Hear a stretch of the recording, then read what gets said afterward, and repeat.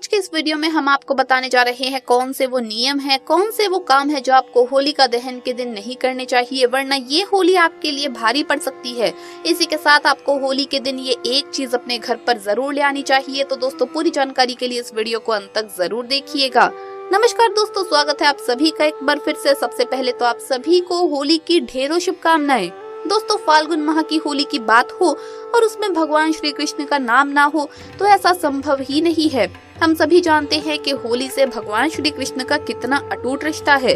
वृंदावन, गोकुल, मथुरा, बरसाने की होली की धूम ऐसी होती है जैसे सारा जगत कृष्ण के रंग में रंग चुका हो।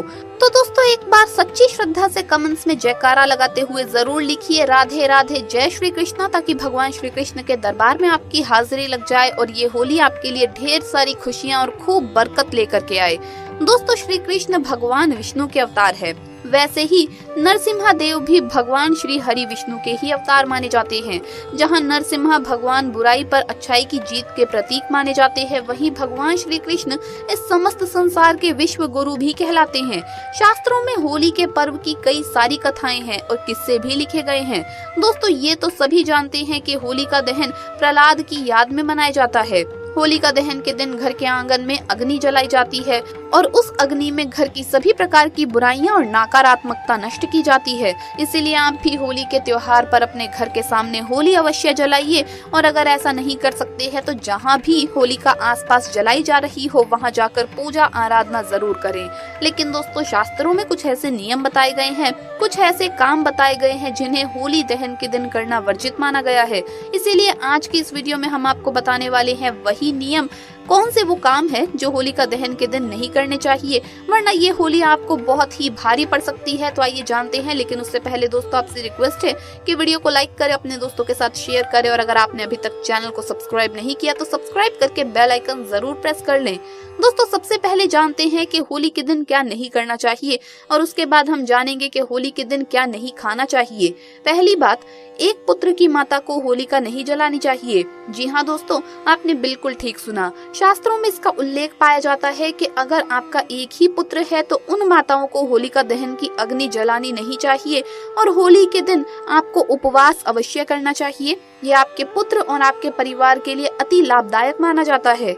वहीं दोस्तों दो पुत्रों की माता या फिर जिनकी कोई संतान नहीं है वो होलिका दहन कर सकती है। दूसरा काम, होलिका दहन के दिन अपने सर को जितना हो सके उतना ढक कर रखना चाहिए, क्योंकि होलिका दहन के दिन टोने टोटके जैसे काम, काला जादू बहुत ही ज्यादा मात्रा में किया जाता है। तो ऐसे में हो सकता है कि आपके आसपास भी नकारात्मक शक्तियों का प्रभाव हो, और बालों को खुला छोड़ने से ये शक्तियां जल्द ही आप पर प्रभावी हो जाती है। इसीलिए होलिका दहन के दिन महिलाओं को अपने बाल बांधकर या फिर अपना सर ढककर ही रखना चाहिए, और रात में सोते समय भी महिलाओं को कभी भी बाल खुले नहीं छोड़ने चाहिए। ये भूल आप ना करें।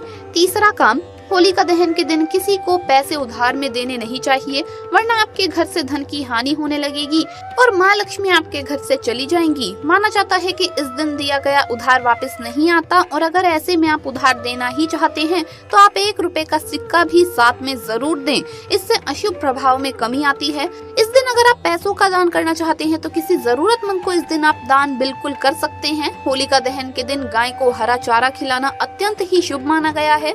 चौथी बात, होलिका दहन के दिन माता का अपमान ना करें। दोस्तों किसी को भी कभी भी अपनी माता का अपमान नहीं करना चाहिए, और खासकर होलिका दहन के दिन तो ये गलती भूल से भी ना करें। ऐसा करने से अशुभ होता है। शास्त्रों के अनुसार होलिका दहन के दिन हर मनुष्य को अपनी माता के लिए कुछ न कुछ तोहफा जरूर लाना चाहिए और उनका आशीर्वाद प्राप्त करना चाहिए। इससे आपके जीवन में जितने भी कष्ट व समस्याएं हैं वो दूर हो जाती है। आइए अब जानते हैं कि होलिका दहन के दिन आपको कौन सी चीज खानी चाहिए और कौन सी नहीं। सबसे पहली चीज है गेहूं और गुड़ से बनी मीठी रोटी, जिसे आप होलिका दहन की अग्नि में सेक लें तो और भी ज्यादा शुभ फल मिलेगा, क्योंकि दोस्तों ऐसा माना जाता है कि होलिका की अग्नि मीठी रोटी का प्रसाद आनंद से ग्रहण करती है।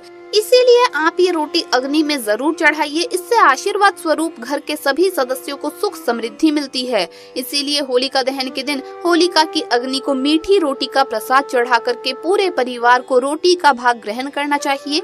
लेकिन इसमें एक बात का आपको ख्याल रखना है कि जब आप मीठी रोटी अग्नि को चढ़ाएंगे तो आपके पैरों में चप्पल नहीं होनी चाहिए, वरना इससे अग्नि का अपमान होगा और ऐसे में होली माँ आपसे नाराज हो सकती है। दोस्तों इसके साथ ही मीठी रोटी और सफेद मक्खन भगवान श्री कृष्ण को चढ़ाने से घर में ऐश्वर्य की प्राप्ति होती है और सभी प्रकार के दुख दूर हो जाते हैं। इसके अलावा दोस्तों इस दिन अगर आप चने खाते हैं तो आप पर शनि देव की कुदृष्टि का प्रभाव धीरे धीरे कम होने लगता है। इस दिन काले चने का दान करने से व्यक्ति के जीवन से दुख, दरिद्रता और नकारात्मकता नष्ट हो जाती है। उसके रुके हुए काम भी बनने लगते हैं। दोस्तों भगवान श्री कृष्ण को सबसे प्रिय है दूध, दही, घी और शहद से बना हुआ पंचामृत। होलिका दहन के दूसरे दिन यानी जिस दिन रंगों की होली खेली जाती है उस दिन प्रातःकाल स्नान आदि के बाद भगवान श्री कृष्ण को भोग लगाकर घर के सभी सदस्यों को इस पंचामृत का सेवन करना चाहिए। इससे आपके जीवन में खूब बरकत होगी और घर के सभी सदस्यों को वैभव, शांति, मोक्ष, वृद्धि और लक्ष्मी जी की प्राप्ति होगी। आपको बता दें कि होलिका दहन वाले दिन खाने की सफेद चीजों का सेवन भूल से भी नहीं करना चाहिए, क्योंकि होलिका दहन के दिन नकारात्मक शक्तियों का प्रभाव अधिक होता है और सफेद चीजें नकारात्मक शक्तियों को जल्दी आकर्षित करती है। इसीलिए शास्त्रों के अनुसार होलिका दहन के दिन सफेद रंग की चीजों का अधिक सेवन नहीं करना चाहिए। इसीलिए आप इस दिन दूध, दही, केला, चावल ऐसी चीजों का सेवन करने से बचें। अब बहुत से लोगों को तो होली के दिन ठंडाई पीने का बड़ा ही शौक होता है, तो अब ऐसे में क्या करें? तो मैं आपको बता दूं कि होलिका दहन से अगले दिन यानी कि जिस दिन आप होली खेलते हैं उस दिन आप इन चीजों का सेवन कर सकते हैं। हम यहाँ पर बात कर रहे हैं होलिका दहन के दिन की।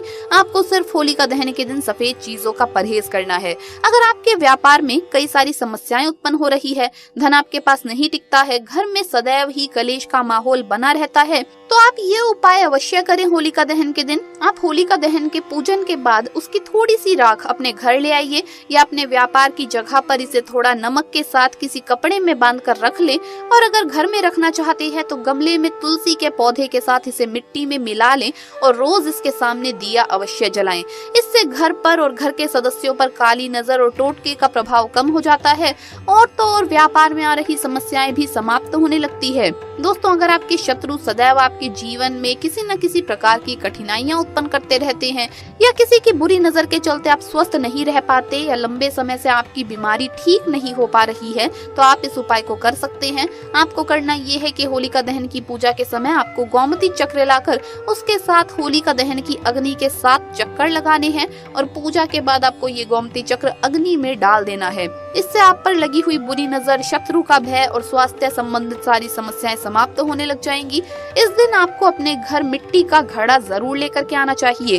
दोस्तों होली से ही मौसम बदलने लगता है, ऐसे में अगर आप अपने घर में मिट्टी का घड़ा गर्मियों के लिए लाने का सोच रहे हैं तो होली का दिन बहुत ही ज्यादा शुभ होता है, तो इस दिन अपने घर मिट्टी का घड़ा जरूर ले आइए। दोस्तों ध्यान रखें कि इस दिन किसी को भी अपने पुराने कपड़े दान में नहीं देने चाहिए, वरना ऐसे में घर में बीमारी अपना स्थान बना लेती है। अगर आप इस दिन कपड़े दान करना चाहते हैं तो नए कपड़े ही दान करें, या अगर किसी गरीब को आप पुराने कपड़े दे रहे हैं तो फटे हुए कपड़े आपको कभी भी नहीं देने चाहिए।